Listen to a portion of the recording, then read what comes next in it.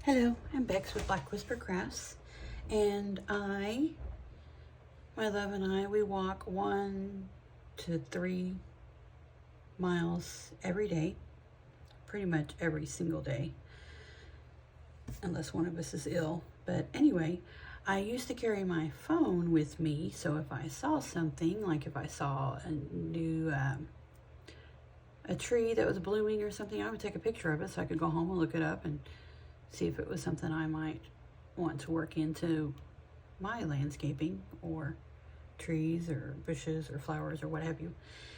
Anyway, or a car, maybe I want to look up. Maybe I need a new car. But I would always just take a picture of things when I got home, just looking up. But I have a new phone and it's bigger. It's too big for my pocket, and my walking pants, it's too big to put in the pocket of my walking pants also, and it's too heavy anyway. So all beside the point, coming around to, I told my love yesterday, I said, I need to bring a pen and paper with me so I can write these things down. So when I get home, I would just look at my little notes and say, oh, okay, that was interesting, so I wanted to look it up, and look it up. When you get old, you have to write things down. So he said, all of your journals and things you have, you don't have a book or something? You didn't make a book journal thing? Or can you make one or something? I'm like, yeah, I'm gonna go home and do that. So a lot of things happened today. My older kitty, she was sick several times, so yeah, I've been with her and attention for her and making sure she's eating and things like that. You know how it is with our fur babies. We just take care of our babies, our fur babies. Anyway, so it never did happen, and so I went ahead and started doing my little walking journal. So I'm halfway finished with it, but I wanted to just back up and go ahead and make a video so that I would have it down how I made it. So if I make another one, then I will just look back at this video and see. Having said all that, sorry for rambling on, but this is what I'm going to do. I'm going to just go from where I'm at. So on my little to-do list, I wrote to make a walking journal, and I measured my pocket. I put my hand in my pocket. I wanted to make sure that there was enough room for me to reach in my pocket, my walking pants, and to get a hold of my journal easily, to be plenty of room, and to pull it out. But I also wanted it to be big enough, of course, to write in. So I come up with the measurements of 6 inches in height and 3 inches in width, and just how many ever pages for the inside. So basically 6 by 3 inches. So I'll set that aside, and I found some yellow scrap that I could use for the cover. Kind of, all scrap, you put it in your scrap pile and it might be bent or what have you, but it didn't matter. And then I made a little prototype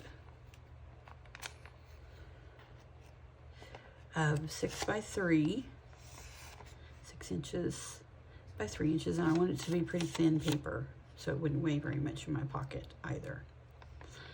So I made a little prototype for 6 inches, which would be 6 by 6, and just fold it in half, just like that. That's my little prototype page. I have that. Then I have the cover pieces. Of course, my handy dandy ruler that I love. My Crop-A-Dile, you don't have to use a Crop-A-Dile at all. I was going to just sew it, just poke some holes with my awl and sew it. And I thought, maybe I'll just use this technique. This is what I'll do. So I took my Crop-A-Dile and I opened it, made it as large as possible so it would go in as far as possible. Show you what I'm trying to say. The pages, it's as far in as it will go. So I did the largest hole and went all the way in to punch them. That's how I use my Crop-A-Dile. And I did round corner all the edges. I used my little round corner, and I used Fabri-Tac to glue all of the 2 pieces onto the front. And I used the Ranger Distress Archival ink, permanent and waterproof, because you know it does rain sometimes and snow and things like that. We're on our walks, that way it doesn't matter if it gets wet. And my little ink blender, of course. And I did trim down my pages. I'll show you how I did that too. And I folded every single page. I did 10 sheets of this, which I got out of, got my composition book out. I love this thin paper in here. It's wonderful for things if you want to make your little notepads or things like that. But I need to gut it anyway because I'm going to use this front and back cover. It's a ready-made journal. Amazing. But I tore out 10 sheets of this, which this was at the Dollar Tree, so you know it's inexpensive. 10 sheets of this, which I tore them out. And then I cut this edge off, of course, because it was really uneven after I'd torn it out. So I cut all 10 sheets down at the same time. I used my guillotine.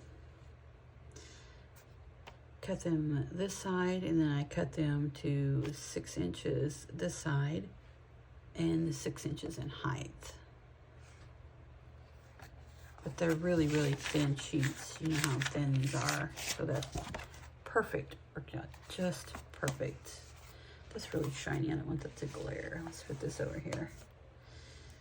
Of course, I told you I folded each page separately because that just works better for me when I fold every page separately. Now I need to actually, let me show you this.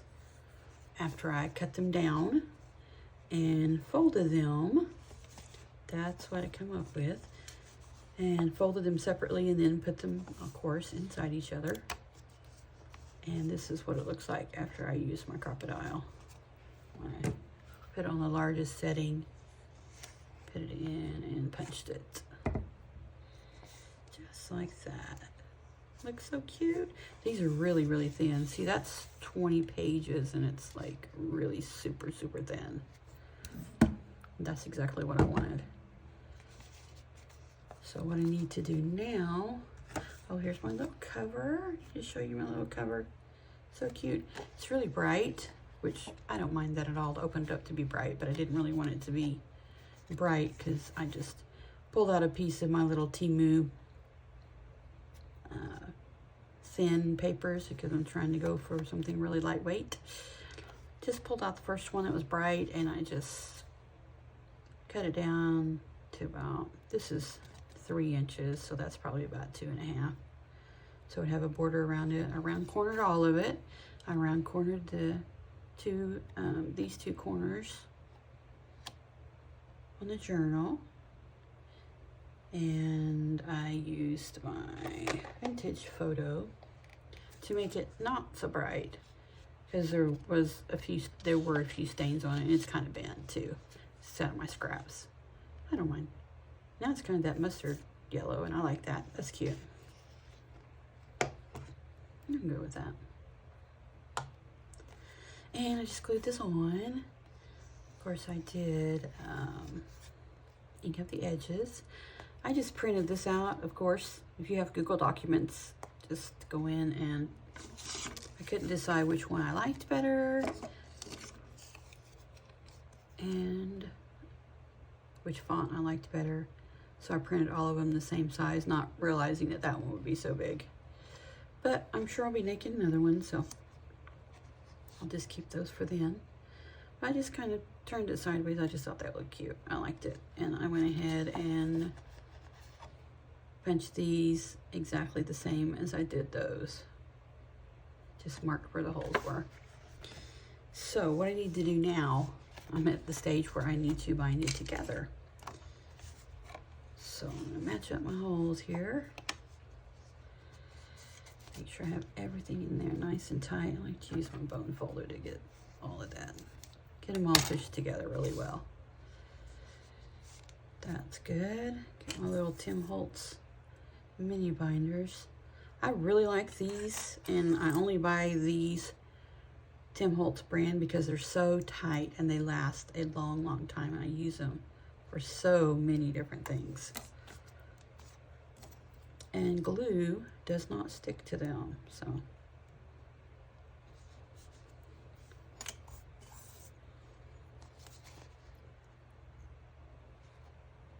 There we go. You can see there the holes are ready. They're lined up.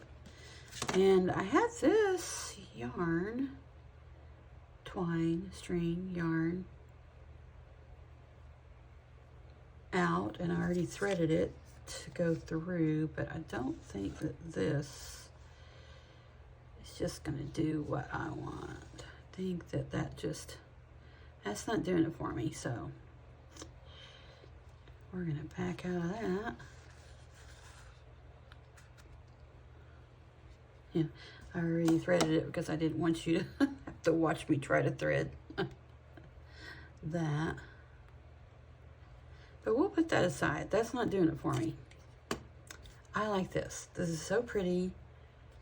I have a ton of it. I just think that'll be so pretty. But that's too thick, so we need to cut it in half. It kind of has a natural spot where you can cut it at. But how I measure whenever I do a binding like this is I'll measure the length of it, and then I'm going to feed it back through, and then I want a bow. So see, I did that 3 times. But you can do it however you want to. But I did it the length of it. And then again, like I'm going to fold it. And then one more for a bow. That just seems to work for me. Just going to cut that off.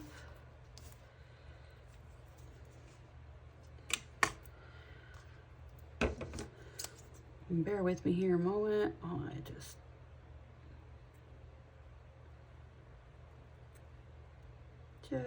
cut it down the middle. And yes, it probably would be faster if I folded it, but I have done that and I get way off track, and then I'm not real happy with how it looks. So I'm gonna do it the snail way, the slow way.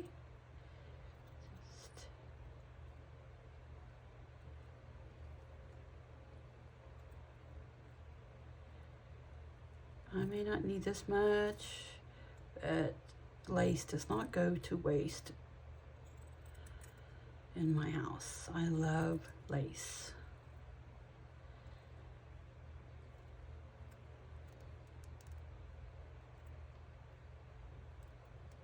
There we go. See, the perfect size now. Awesome, awesome. Hope that's long enough. I think it will be. And the easiest way for me to do lace is I take a piece of tape.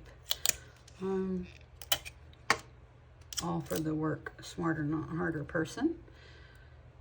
Just fold it in half and then just fold it again. Just get my piece of tape here on it. Just wrap the tape around it and just make it look like a shoestring.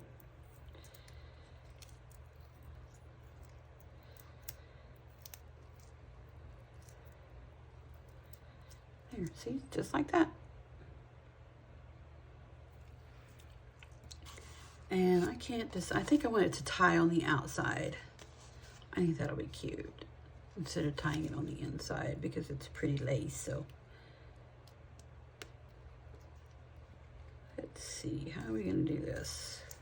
Up. Okay, my dyslexia is kicking in here.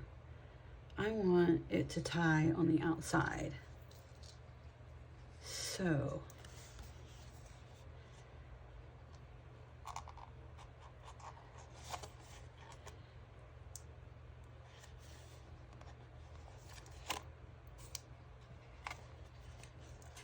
there we go.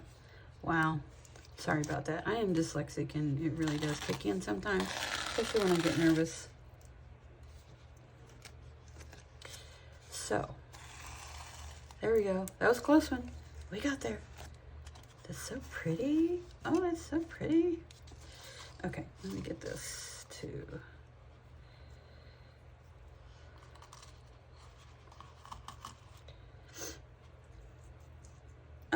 That's cute.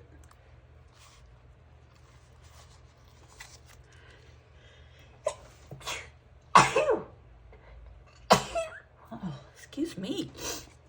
Oh, that was quick. See, isn't that cute? And then take these off. I'm just gonna keep one on there so I can. There we go. There. It's just easier for me to handle when it's not flopping around everywhere. That's tied in there.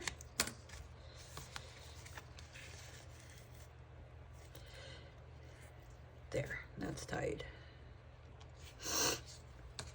Now let's tie it up.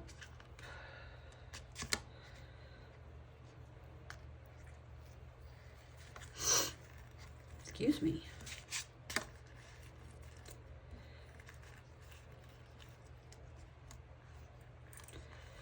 Let me try this again. Let's get it a little bit straighter. There we go. There we go. That's better.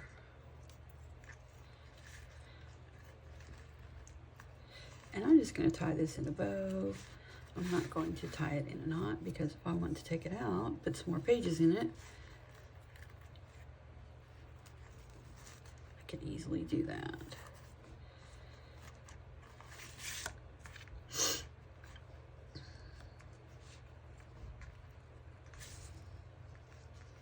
I have glue all over my fingers and they're dry, so they're sticking to this. That's quite funny.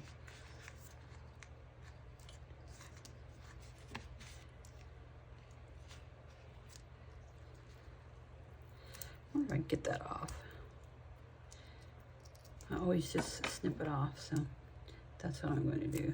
Just get my handy dandy little bitty ones, scissors, and snip it off. But yeah, I think that's cute. Probably could have had a little bit longer of a vase, but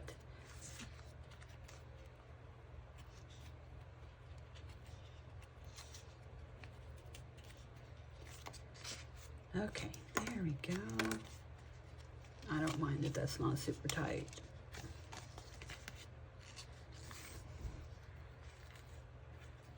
Okay, bow. Let's make a bow. There we go. There, that's cute. Let's get all this stuff out of the way. There we go.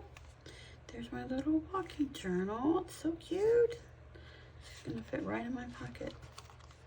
There we go. Quite a few pages there. In the middle's got the pretty little lace showing. And I do apologize for not doing the whole thing on camera. It just didn't work out, and I'm sure I'll be making another one sometime. So that is so cute. There's my walking journal. Thank you for watching. I'm Bex with Black Whisper Crafts. Have a wonderful day.